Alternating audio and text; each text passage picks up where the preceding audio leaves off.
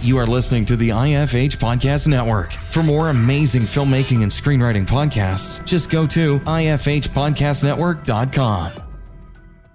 Have you thought of upgrading your cinematography game? Would you like to have an ASC cinematographer mentor you for free?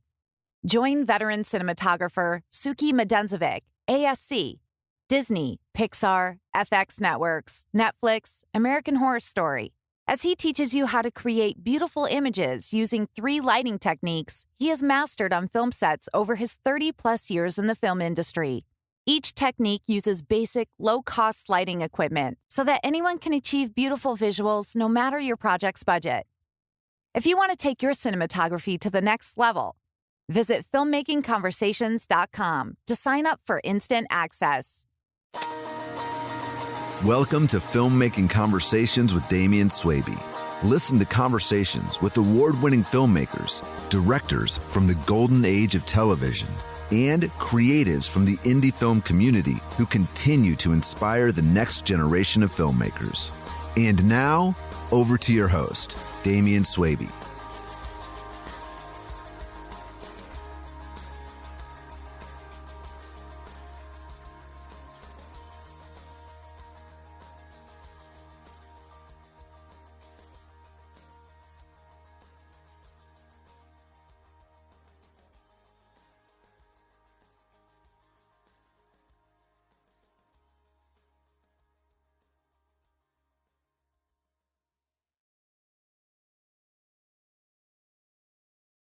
Hi, Sarah. How are you today? Good. How are you? I'm doing great.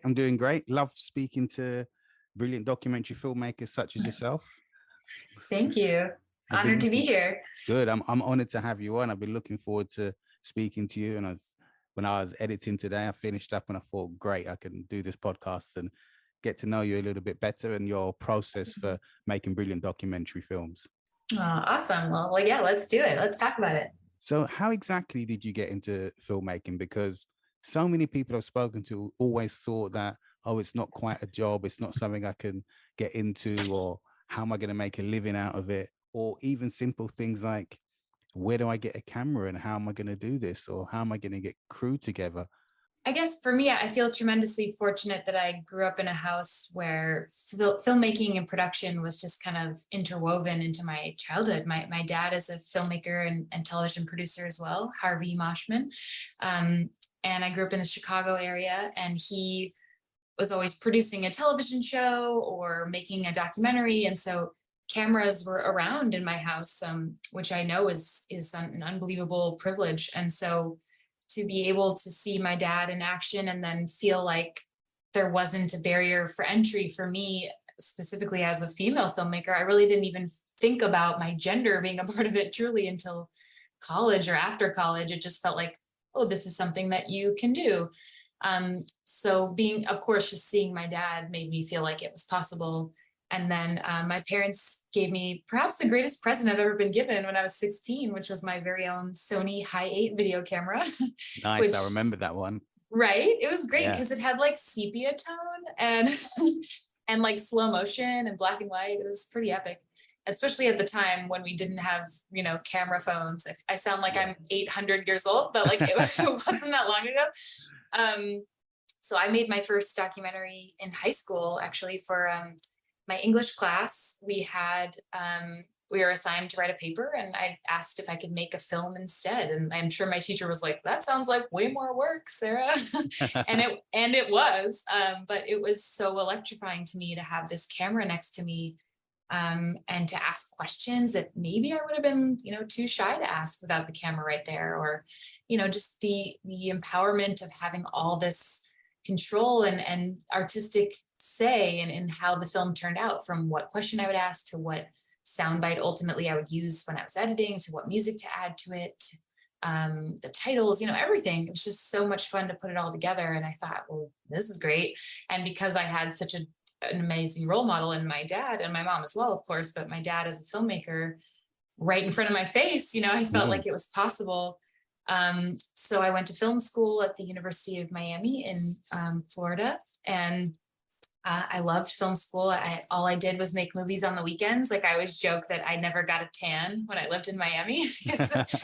I didn't go to the football games either. Like everyone's like, oh, you Miami football. I'm like, uh-huh. Like I was busy making movies on the weekends with my friends, and that's how you learn, you can only learn so much from a book or from a teacher or from a podcast. It's really about picking up the camera and finding your voice, and that takes time, and it takes making a lot of bad movies, which I've made plenty of. No so way. Now it's really fun to talk about the good ones. So yeah, I graduated college in 2008, and I always had wanted to live in Los Angeles. Growing up in the Midwest, California is sort of like the promised land. Yeah. So I had wanted to go to like USC, UCLA, these like big film schools in California, and unfortunately I didn't get in.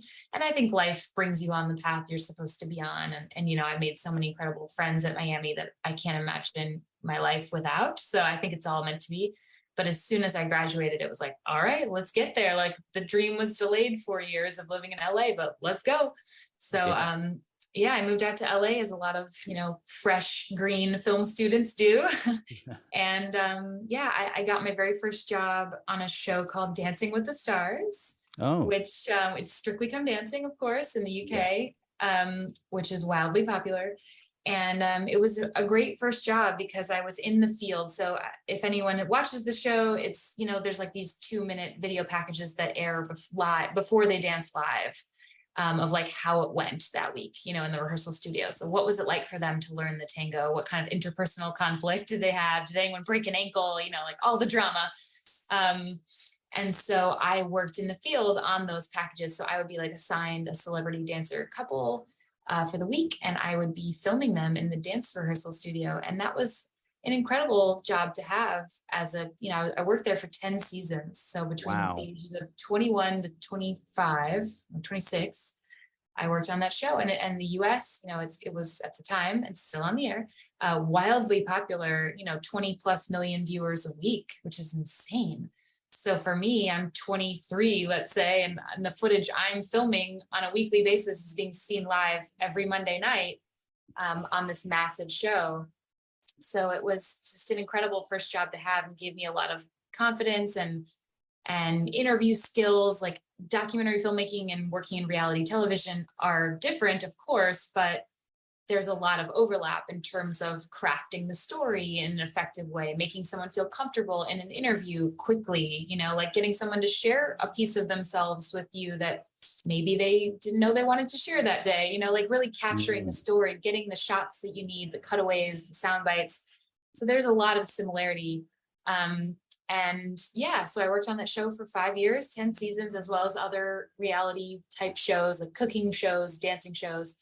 And it was when I was about 25 or 26 when I thought to myself, all right, I've learned a lot. I've met some amazing people. I've done some really cool stuff in this business, but I really missed the feeling of making something for myself, like being more in control of the entire vision. Like when you work on a massive television show like that, there's only so much. You really have no control, honestly. You're a tiny piece in this massive machine of making that kind of scale television show. And I thought, gosh, I miss film school. Like I miss having an idea and seeing it through all the way from start to finish, and having more ownership and authorship over what it is that I'm making.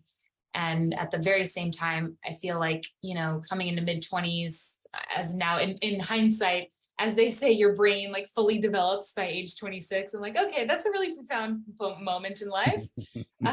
And so I think I was just starting to question, like, representation was a big focus for me of women on screen. So I'm opening up magazines, I'm listening to the radio, I'm going to the movies, watching TV, all of the way I interact with media, and thinking, why are women represented in this false way? Why are women so over-sexualized, objectified, ignored? Like, where are all of our stories and all of their complexity and beauty? Why aren't they really being told in this profound way that I wish they were? And so it was around that time when I started to feel the empowerment of like, what if I go and tell those stories? Like, why am I waiting for someone else to call? Like, why am I waiting around for some opportunity that will never come? Like, if I have an idea and I have some skills and, some kind of gusto, like, let's do it ourselves. So that's really where my head was at, I'd say in 2012, 2013. And I came up with the idea to make my first feature-length documentary, which is called The Empowerment Project. So yeah, that's kind of my like origin story. Excellent. I love your story and I love your courageous nature. A lot of people, when they're in certain situations, think to themselves, I've got a vision, but I don't want to rock the boat in my life. So I'm going to stay here and make these videos for the network, which is obviously guaranteeing a certain security that being an independent filmmaker doesn't give filmmakers. Exactly. So when you did decide to make that decision, I should say before you decided to make that decision, was there a situation where you could try and maybe say to your bosses, how about we do it this way? And were they resistant or were they encouraging to a certain degree? Sure. I mean, of course they were encouraging, but when it's a show of that size and magnitude and pattern, remember, like it's like thinking about this massive machine. There's only so much room for things to be different. So every week, me and my fellow producers would pitch ideas and try to come at the dancing from a different way. Like, what if they go do this excursion, or what if we try this? So there's definitely room for creativity within the structure of a massive, successful television show like that, but not in the way it just wasn't the format for the kinds of stories I wanted to tell. Like it just didn't match up. It wasn't the right forum for that. So I just knew that if I wanted to make documentaries and really spotlight on women's stories that weren't being told in a longer form, that just wasn't going to be the place for it. And so recognizing that was pretty profound for me, and thinking like, okay, well, what would that look like? What would it look like if I wasn't afraid to fail? That became the tagline of the Empowerment Project, which is, what would you do if you weren't afraid to fail? And I think so many of us need to ask ourselves that at many points in our careers, in our lives. And for me, it was, well, I would make the film that I wish I had seen when I was in middle school. I would make the film I wish I had seen in high school, in college, as an adult, what is that film that I wish I had seen? And that, it's just like when you sort of open up your brain to like, what if I was able to make that film? What would that film be? And for me, it was, I would drive across the United States with 4 other female filmmakers in a minivan, and we would interview those women. We'd find those women whose stories aren't being told, like strong female role models. And the crux of this was also, I wanted to interview, quote, ordinary women. And I don't mean that in any kind of, condescending way. I mean it in like everyday women who are truly extraordinary. Like that's the whole point, is that you've never heard these women's stories, and why not? I wanted to do sort of the anti Dancing with the Stars, if you will, like the anti celebrity. I wanted to do the opposite and not focus on celebrities or even like Fortune 500 CEOs, which, by the way, there are so few that are women. Like I can't name a single one off the top of my head, maybe the woman who runs Pepsi, but otherwise, like there's so few. Those stories deserve to be told as well. But to me, it was like, how do we find like a pilot and an athlete and an astronaut and a mathematician? Like, how do we celebrate and honor these stories of women who are out there in the world, paving a path, being pioneers, trailblazing, and setting the stage and being role models for the next generation? But if we never hear their stories, then how can we be inspired by them? How can we follow in their path? And the Gina Davis Institute always says, their whole tagline is, if you can see it, you can be it. And that's it, for all of us, and not just women, in any form of representation of marginalized people in any capacity.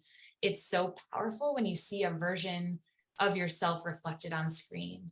And there certainly are more, representations of women on screen these days, but there's still not enough. There's still so much work to be done. And in 2013, it just felt like there was this hunger for that. And I'm glad I had, as I say, I was bold and naive at the same time. I love that combination, because you need that little bit of naivete to get started. Otherwise, like if you had told me how hard it would be to make the film, how many steps I'd have to take to get it done, blah, blah, blah, I would have been like, oof, okay, maybe not. But you don't know how hard it's going to be when you start, and that's good, Now I'm a little more seasoned. I have a lot more wisdom now, and it's honestly harder to get started now in certain ways, because I know so much, because I know how hard it's going to be. So it's at that time in my life, 26 years old, I just gotten married. I didn't have kids yet. Like we set off across the US on this amazing road trip for a month. And we interviewed 17 women in total in 1 month. We drove over 7,000 miles through 22 states. And it was just such a dream come true. Like, I miss it. I wish I could get in the minivan right this second and take the exact same trip. Like, it was just so wonderful. I can see you doing it again one day. Please, yeah, I would love to. Maybe my daughter and I will get in the minivan and we'll do like a mother-daughter version. Excellent. Yeah. So anyway, we filmed for a month. So it was, we did a Kickstarter campaign to fund the trip. So, I left Dancing with the Stars. I did 10 seasons on the show. My last season on the show, I was raising money throughout. I'm like filming with one hand and like tweeting with the other to raise money for this big dream. And I got married, and then it was like we had a pre-production for a couple months. Like, okay, so great, we've raised some money, which was a lot, very hard on Kickstarter. Okay, so what are we going to do with the money? Now we've got all these people that are relying on us to actually deliver on the promises we made from the campaign. We raised like $28,000 from 400 people. So now all of a sudden we have 400 people that said, yes, I believe in you guys, go for it. And we're like, okay, now we got to actually go make a film. Let's do this. So it was 2 months of pre-production, like, okay, where are we going to travel to? Who are we going to interview? We wanted to plan as much as we could, but still leave some room, for things to change while we went. But we were either filming all day or driving all day. And yeah, we got back October 3rd, 2013. And then I was in post-production, so editing with an editor for about 6 months. Not full time, but like as a heavy part-time, we'll say. And then we finished the film in April 2014.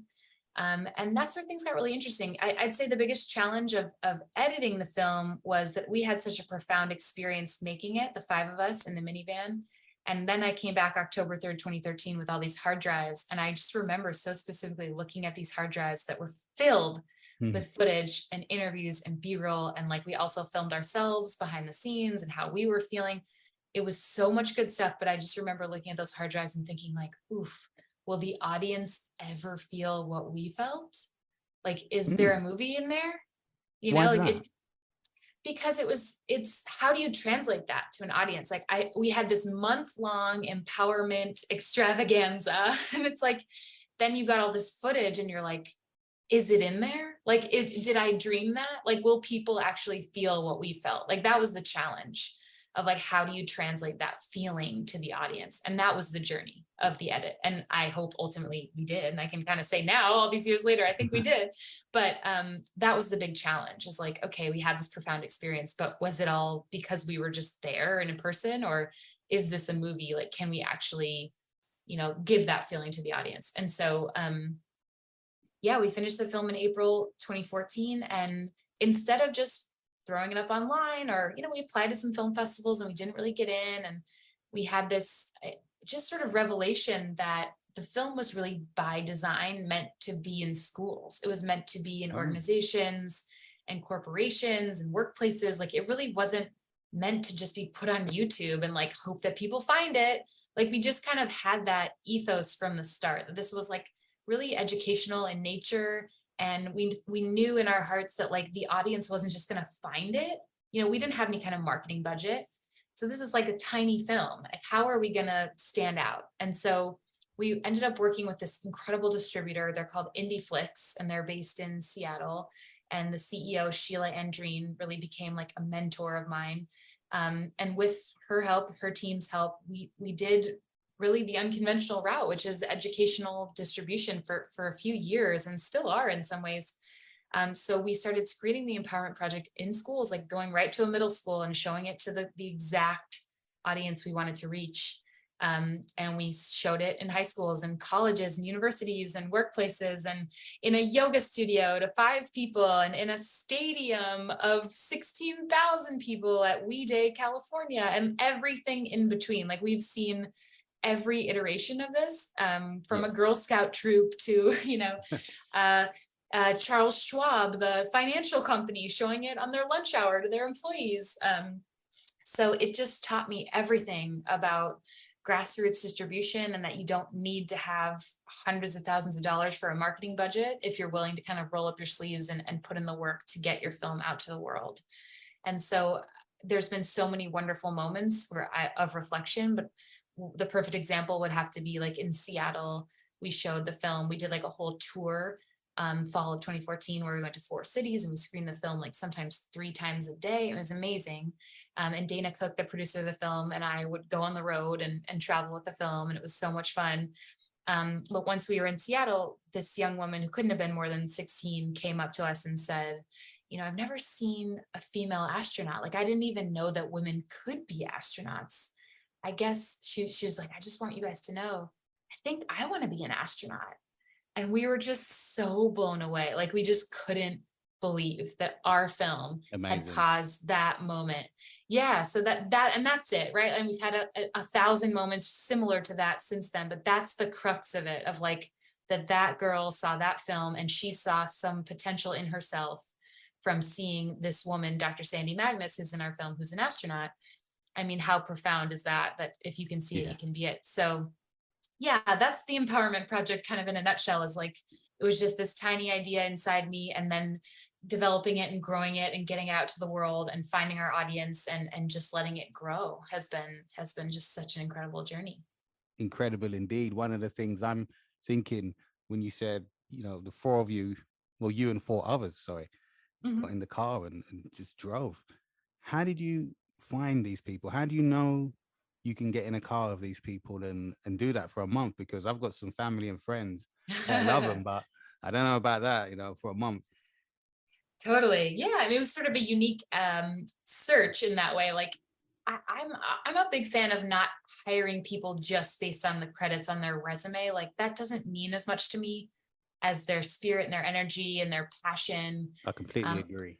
Yeah. Also for me, like, it was my first feature directing. So it kind of felt silly for me to be like, oh, you've never produced a feature, then you can't be with us. You know, like, it just felt like I'm taking a gamble on myself. So why not take a gamble on them too? You know? And so it's just this wonderful group of women. And so Dana Cook and I had known each other many years, and we had made a couple short documentaries together before the Empowerment Project.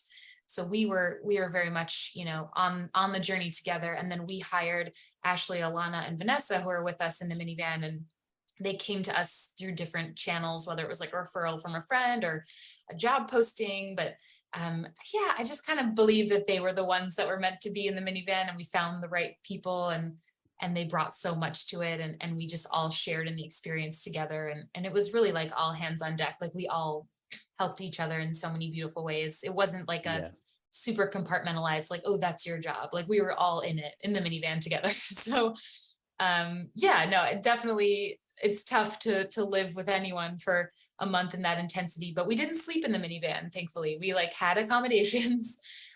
So we tried to give each other some distance whenever possible, but yeah, they were amazing. And that's great. So at times you're in motels, hotels, or how did it work? Camping? Actually, Airbnb, no camping. Airbnb was, you know, ramping up at that time. And so actually Dana and Ashley, our producers, would reach out to people on Airbnb, and I would as well, saying like, hey, we're these 5 women, we're doing this project. If your Airbnb is not booked this night or these 2 nights, would you be open to letting us stay there or like giving us a discount?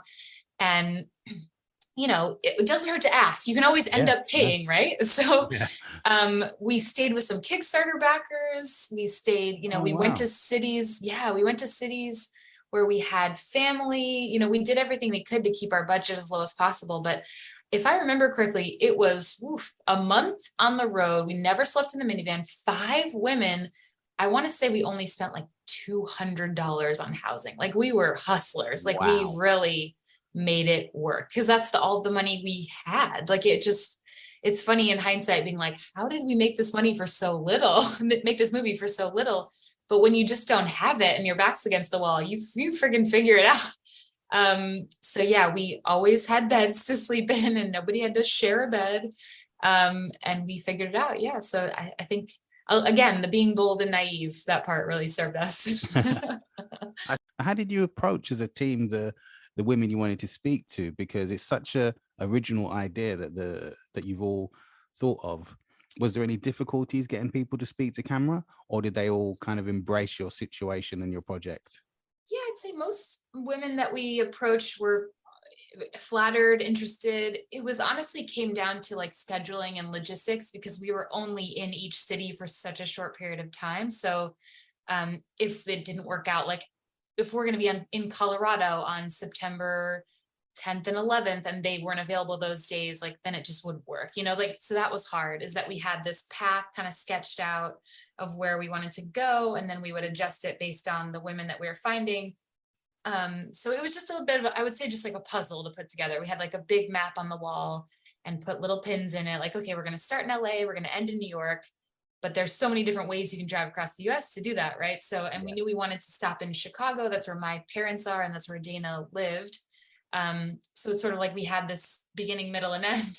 And then it was filling it all in and figuring out, okay, like we really want to get an astronaut. Okay, an astronaut, the one we found, Dr. Sandy Magnus, she's in Washington, D.C. Okay, great. We're going to go to D.C. Like, so it was just figuring out the path and then filling in the blanks. And some women we'd approach with one email, like we found this incredible athlete, Casey Cleveland in Bellingham, Washington. And, we emailed her like, hey, we're making this thing. Do you think we could come interview you? And she's like, yeah, come on by. Like sometimes it was just like day of, so easy. Yeah. And then other people like Admiral Michelle Howard, of course, we had to go through multiple layers of approval in the Navy to get her to agree, rightfully so. And we literally got 30 minutes with her. In Arlington, at the Arlington National Cemetery at the Women's Memorial. Like, what an honor. So that took weeks to solidify. And that was one where we were like, okay, we're already going to DC. We have some other interviews scheduled. We hope to be able to fit that in if she says yes. And then only a few days before, I want to say, we solidified it. And then it was like, great, we're going to figure this out. So all different iterations of planning. That's all just under the umbrella of producing though. It's just, how do we make this happen? What are we doing? And then even whether, actually Boulder, Colorado had like one of their worst flooding, like 100-year flood or something the day that we were supposed to go there. So we had to reroute to Salt Lake City at one point, and we ended up adding in a ballerina, Becca Ann Sisk. So that's honestly my favorite part of every experience in documentary, is just like, my dad always said, if you make the film you set out to make, you did it wrong. And that's really cool. Yeah. In documentary, I love that, because in narrative, because I'm working in narrative as well, it's the opposite. Like you really are kind of making the film you set out to make if you did it right. Yeah. And in documentary, it's like the whole point is that these are real people and this is happening in real time. And so it's evolving. And why would it be exactly as planned? It's going to change. That's the nature of life. So there's something really beautiful about that. I'm going to quote him. I like that one. Yes. I don't think he made up the quote, but I love it. Okay. So you're used to situations where 3, 4, 2 women are sharing, not a home, maybe a car or a boat. I like where you're going with this. Excellent segue. Thank you. So do you think certain women may have seen this documentary and thought to themselves, we can work with Sarah because we have a certain project that we want to embark on? Yeah, it sort of worked that way, but basically in January 2015, so I finished Empowerment April 2014, and we started screening it, and we were doing so many cool things with it in the world. And then I get this email, January 2015, from Fiona Tatton, who's actually UK based. She does a blog in the UK called Womanthology. She's amazing. And she had interviewed me about the Empowerment Project. So she was very familiar with my work and my mission and all that I want to do to support women on screen. And she just sent me this very innocent email saying, hey, Sarah, I just heard about these 4 women. They're called the Coxless Crew. And they're about to set off on this journey to physically row a boat, no sail, no motor, row across the entire Pacific Ocean from America all the way to Australia. I thought you might want to know about it. It was like the most innocent email, just like P.S. this amazing thing's happening. And I remember reading that email and being like, wait, what? Like, I cannot express enough, Damien, how little I knew about rowing, how little I knew about people doing this in any capacity. I had just had no knowledge.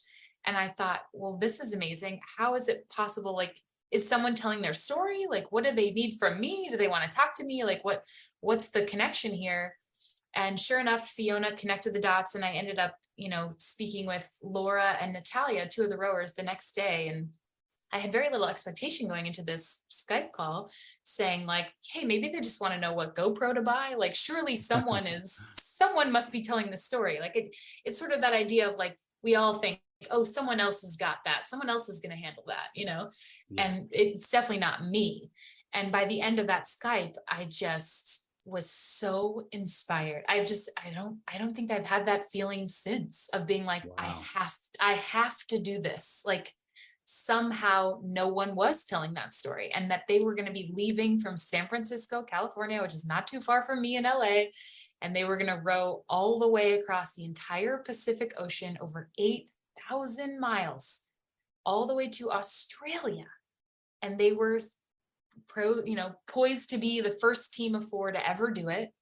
They were going to row 24 hours a day, 2 hours on, 2 hours off, for at the time, they thought it was going to take 6 months.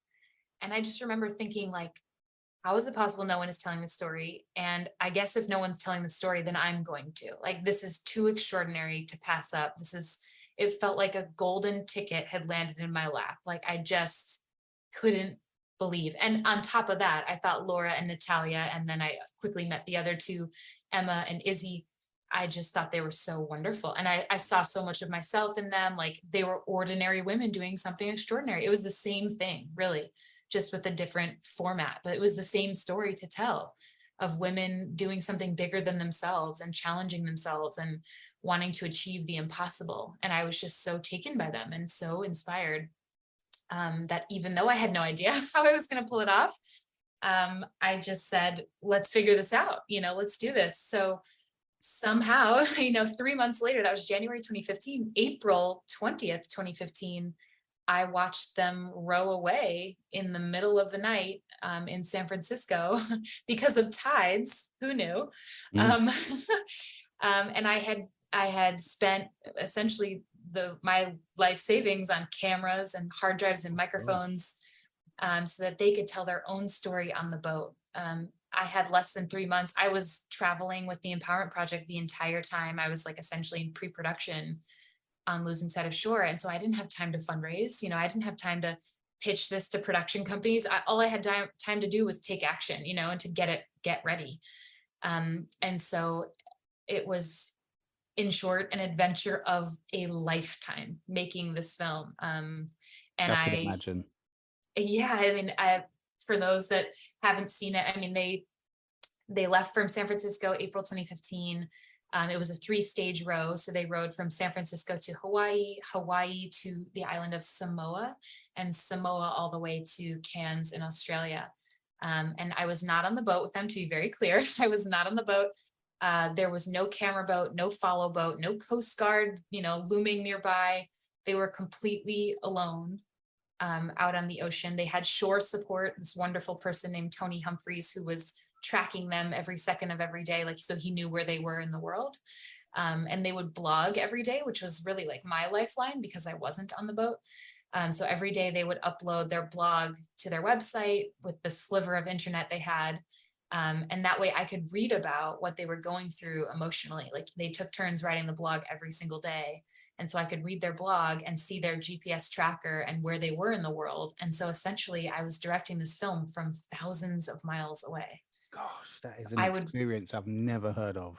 It's funny, because once COVID came around and everyone's like, oh my God, remote production, I was like, LOL, you guys, I've been doing this for a long time. Like, so this is nothing new. But yeah, it was, so I taught them how to use the camera. None of them were filmmakers. Natalia on the boat was really my liaison. She was a photographer in some form. She's amazing.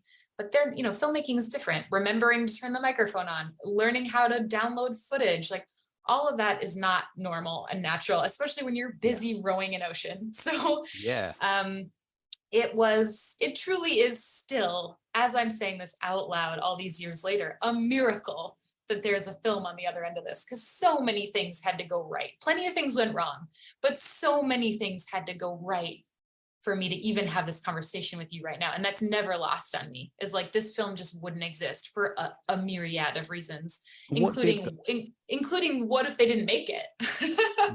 Yeah, that would have been really sad. And there were times when I kind of thought, well, this has to have a happy ending. Like, yes, let's hope. It did feel like at sometimes well, how are they going to get through this? Yeah, it really was like the hero's journey. I really tried to edit it as if it was a narrative film in so many ways, because it really was this like 3-act structure, and it really is like the hero's journey. Like, are they going to make it from here to there? And even if you can assume, spoiler alert, that they make it all the way to Australia, it's still about the journey and like, how did they get there and how did they do it and what happens along the way, you know? What things did go wrong on a technical side? Because the sound is amazing. Oh my God, thank you. What a compliment. Yeah, it was so many things. Well, first of all, I would say at the beginning, so they left San Francisco and I had taught them how to use all the gear. And then 16 days in to their journey, they ended up having to turn back into land and go to Santa Barbara, which at the time felt like a nightmare, but ended up to be such a blessing, because I live in LA, so I'm only 90 minutes from there. So it's not like if they had left from the UK, they're all from the UK and South Africa. If they had left from the UK somehow, it would have been incredibly inconvenient for me to 16 days later go back. But this was actually quite convenient. So I went to Santa Barbara, and what an opportunity, right? I took the hard drives and said, well, let's see what you've filmed so far. As you're fixing your boat and figuring out how to get back out, I'd like to see what you filmed so far. And so I like plugged in the hard drives. Sure enough, Damien, everything was out of focus. They forgot how to turn the microphone on, like all of it. Yeah. And it was like a trial run. So like, what a blessing to be like, okay, let's review, you know? So instead of having, 55 days of crappy footage from San Francisco to Hawaii, I had 16 days of not so great footage that we could improve upon, right? So I got to teach them again, how to use the equipment, but not just that, I really wanted them to embrace that they were storytellers. And I saw in the footage that everything was, excuse the pun, very like surface level, right? It was like, the wind is this, the water is this, the waves are this, the weather. None of it was about who are these women, why are they taking this journey, and what does it look like when things don't go right? It was just like, that was, to me, this was never going to be a documentary about rowing. And I know that sounds crazy because it's 92 minutes of rowing, but it's not a film about rowing. So it's even funny to me when the film is categorized as like an extreme sports film. And it's like, yes, okay. But rowing to me was always the vessel to tell a different story, a vessel to tell a story about the power of the human spirit, right? Rowing is just the backdrop. And so how do you do that? You don't just talk about the wind and the boat, right? You talk about who are you as people. And so that takes time. That takes time to develop. That doesn't happen on day one, especially when I, as the director, am not there with them. So that was an excellent lesson in directing from afar, sure, but also just how do you embrace being a storyteller? How do you encourage someone to pick up the camera in a really vulnerable moment when that doesn't come naturally to anyone, but especially to them? So it was really beautiful to see how the footage evolved over time. And by the time they got to Hawaii and I'm collecting the hard drives, I'm like in tears, right? Watching, of course, the beautiful sunsets and the wildlife, the mahi-mahi, the whales, like all of this stunning footage that I can't believe I have a front row seat for, but also the way that they would open up to the camera in a way that they didn't previously. And that was so powerful. And they would even tell me, because then I would be with them on land. Like, don't forget, I'm not just like sending them out with cameras. I'm with them for a week, 10 days on land in Santa Barbara, in San Francisco, Santa Barbara, Hawaii, Samoa, and then Australia. So I'm really kind of their familiar face that they see when they're coming into land after months on the ocean. And so we just got closer and closer as friends, as, colleagues, if you will, I guess, which sounds like the weirdest word, but like we would stay together when we were on land. And they really got to know me and my family and my spirit, and they'd watched the Empowerment Project. Like, I really became a member of the team. So to be very clear, again, I did not row across any ocean, but I was on the team, and so the closer that they got to me as a person on land, the closer they got to the camera on the boat. And that was really, really powerful to watch. So as they continued rowing, they'd pick up the camera and then they would just say like, hey, Sarah, here's what's going on. Or like, hey, Sarah, this is what I'm feeling. Or I got your questions via email. I'm going to answer them. Like, okay, here's, like, it was like, they were just talking to a friend. And that's not something you can exactly like premeditate. It just happens. No. And I just instinctually knew that that's what had to happen for me to have a film. Right. So I would say that progression was a huge difficulty. And then there's just the fun things, like they dropped a camera on the bottom of the ocean. Of course they did.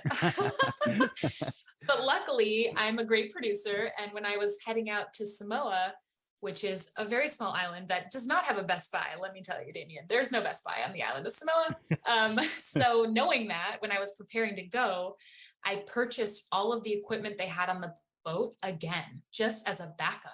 Because I didn't know if they handed me the camera and it was no longer working and I didn't have another one to give them, what am I going to do? They're leaving for the next leg of the journey. Yeah. So I ended up repurchasing everything just as a backup. And sure enough, when they were coming into Samoa, we get this call on the satellite phone, and Tony, the shore support, is like, Natalia's crying. I'm like, oh my God, is she okay? Like, she hurt?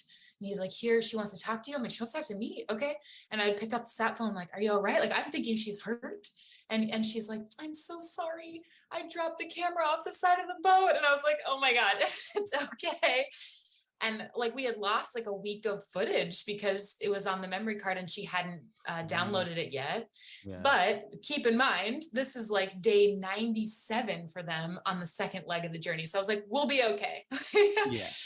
So that camera is hopefully a habitat for many a fish off the island of Samoa. But in a twisted way, I definitely was also patting myself on the back at the same time, being like, I'm a great producer and here's a brand new fresh camera and it's okay. Yeah, so things like that happen. And we had drone stuff. My wonderful husband, Ryan, who is not in the film industry whatsoever, we bought a drone. Again, my budget is tiny.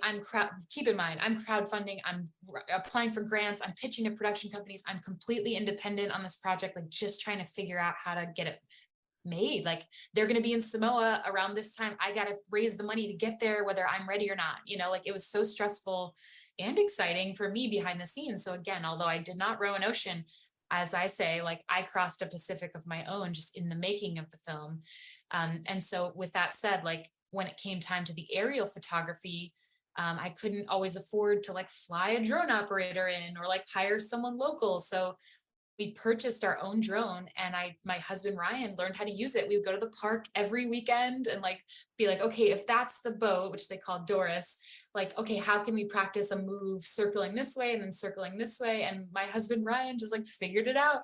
And so by the time we got to Samoa, he was my drone operator. And sure enough, he crashed the drone. I mean, it gets crazier. Like, he was on his own on a beach and I'm like on a boat at sea capturing them coming in this triumphant arrival. They're like running out of food, day 97. I mean, just like the ultimate dramatic moment.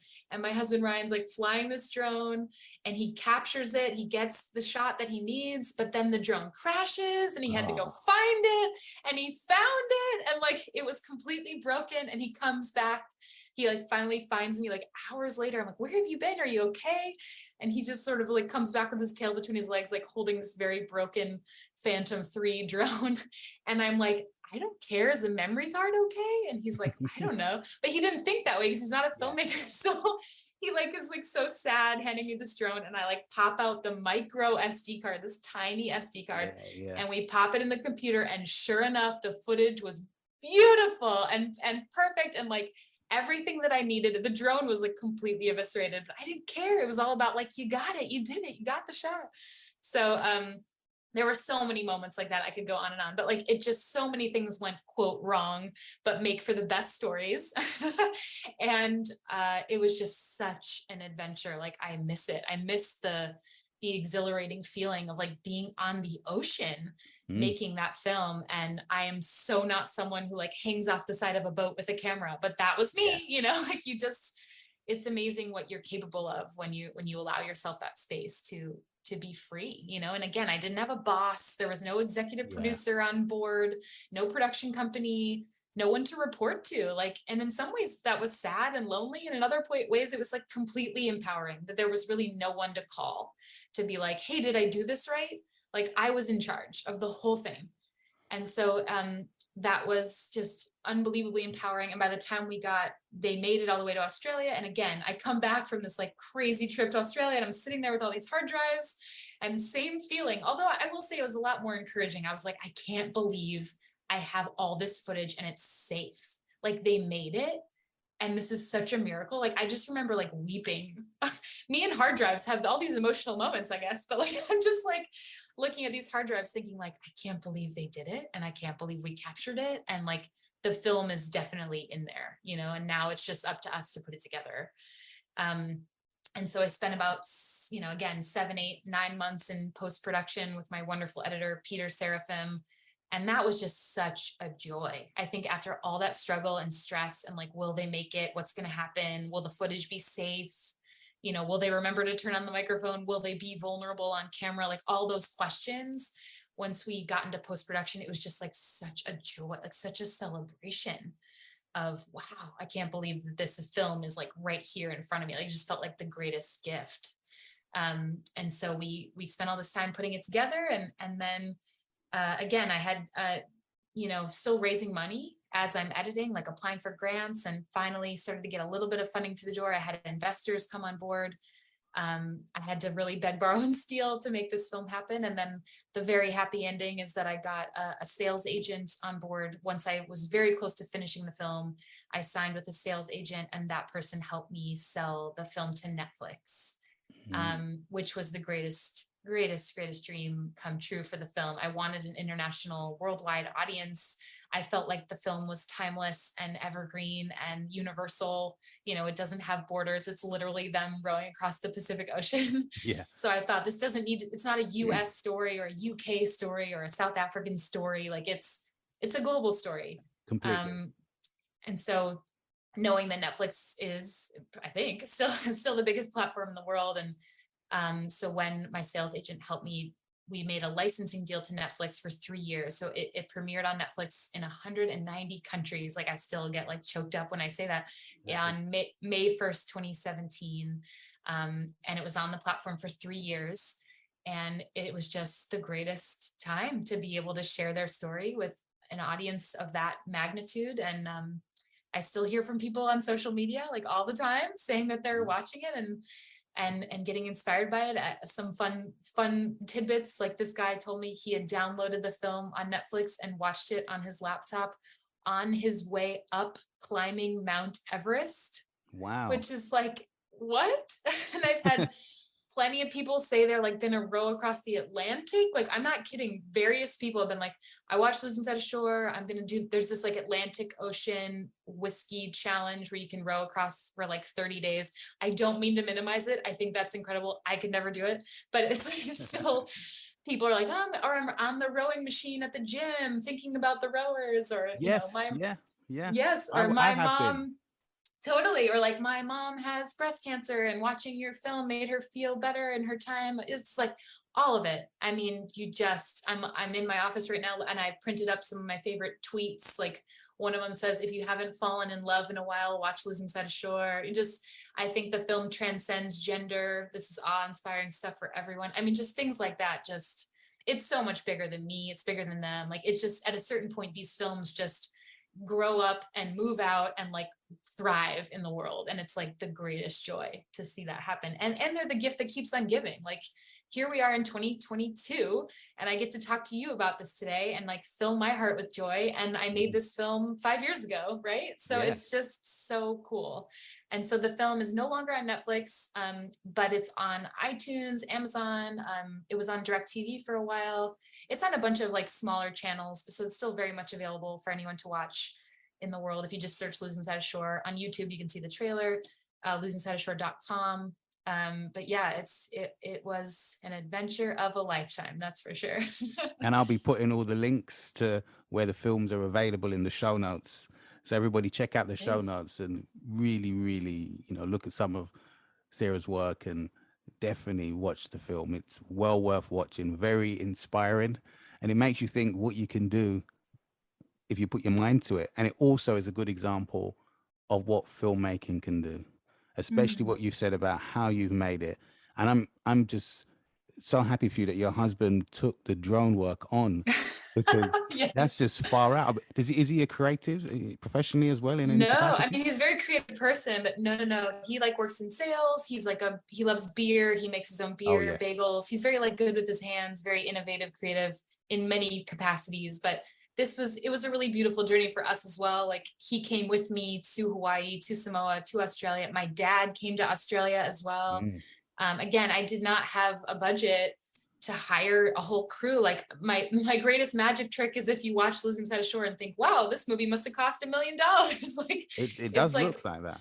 When luckily I have the gorgeous ocean as like the perfect backdrop, but this was totally, the little engine that could again. And, what's the best part for me about getting the Netflix deal was that I didn't get into Sundance, right? I got rejected from Sundance.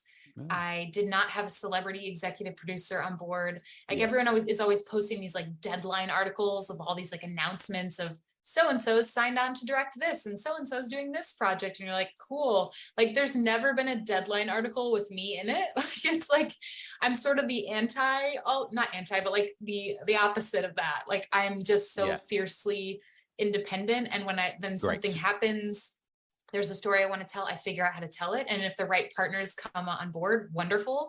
But with a film like Losing Sight of Shore, it's like, I just kept getting further and further. And at a certain point, you're like, well, do I even need a production company anymore? Like, look how far I've come. And I was pitching and pitching and pitching while they were out on the ocean to production companies, distributors, anybody that would talk to me. And everyone said, wow, what an incredible story. Let me know when they make it. And that is the most frustrating thing to hear when you're in your time of need. You're like, how am I going to get to Samoa? How am I going to pay for Australia? Like you're just looking at your computer, like, what do I do? And so, it makes you understand that you really got to rely on yourself. And like, if you're passionate about something, you've got to be the driver. You have to be your biggest fan. And if it's worth telling, you'll figure out how to tell it one way or another. You will figure it out because you have to, if it's sort of like, if you don't have to do it, then you probably won't do it. It's just way too hard otherwise. And then sprinkle in the naivete that we talked about. There's always room for some naivete in there. Always room. There's always room.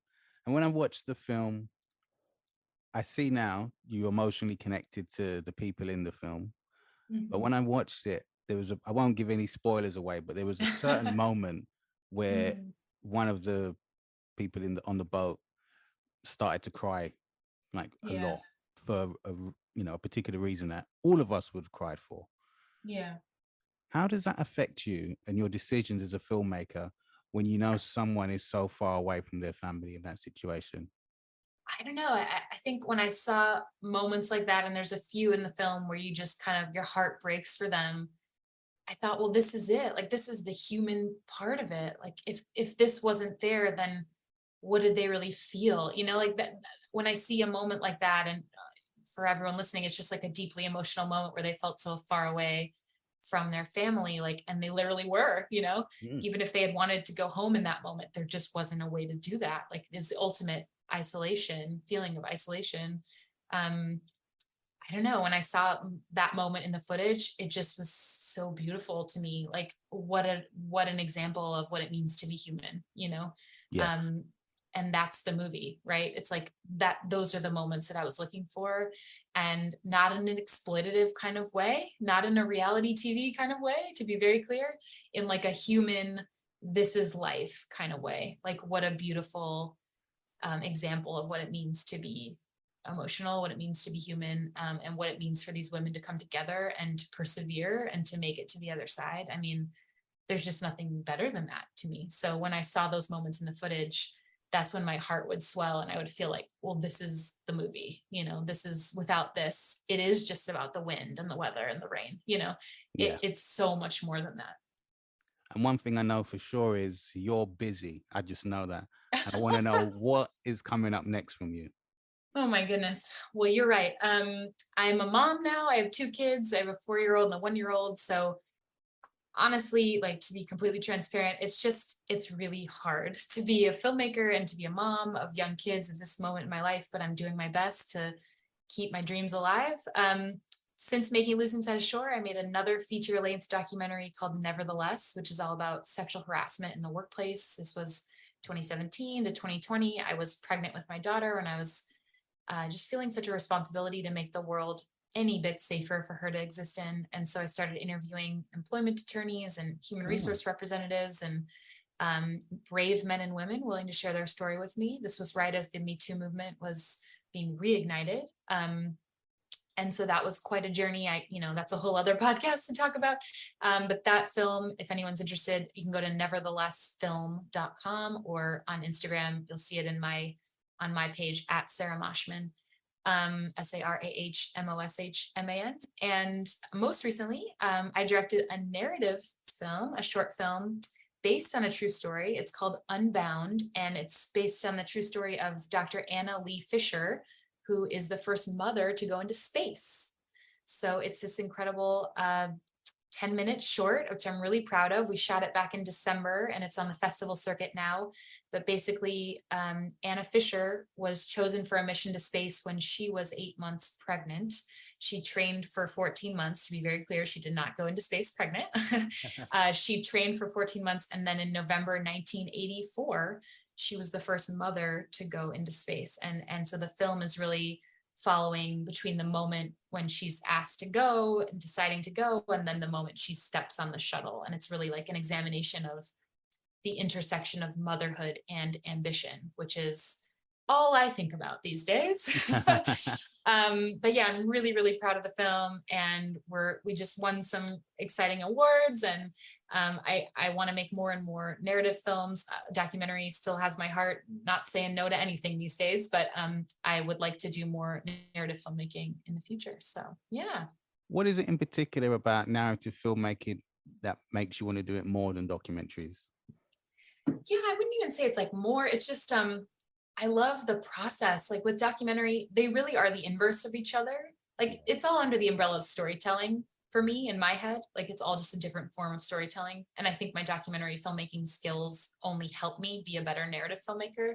But what's cool about narrative is like, if you've done it right, you've planned everything out. And by the time you get to set, you're simply executing on the plan that you've all come together as a collaborative group, whether it's your production designer, your cinematographer, your actors, your producers, your locations, like everything comes together. And on the shoot day, hopefully everyone's on the same page and you're simply executing on the vision. Things will change, of course, but I was so inspired to work with so many talented people on a narrative film and just really be able to see everyone shine and come together under this umbrella of like, we all want to tell this story the best possible way. Like it was so much fun.